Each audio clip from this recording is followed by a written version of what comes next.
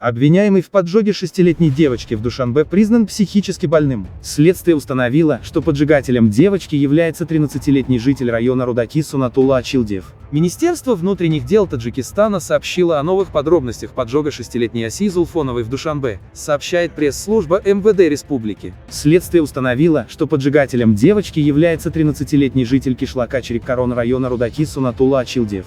Отмечается, что перед тем, как поджечь девочку, он напугал ее своими собаками. Рахмон взял под личный контроль лечение девочки, которую подожгли в Душанбе.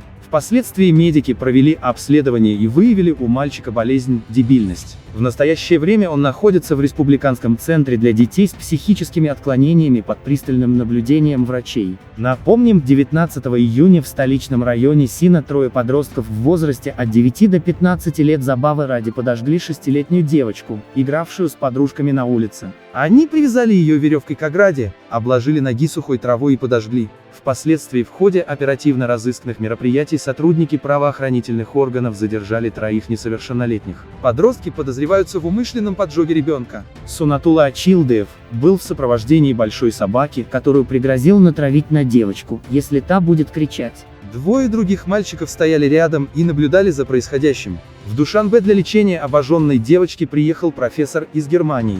Впоследствии Осию в тяжелом состоянии доставили в ожоговую больницу номер 3 в Душанбе. Врачи констатировали у нее 65% ожогов тела, из них 45% были глубокие. Узнав о произошедшем, президент Таджикистана Эмомали Рахмон поручил министру здравоохранения и социальной защиты населения взять лечение девочки под свой личный контроль.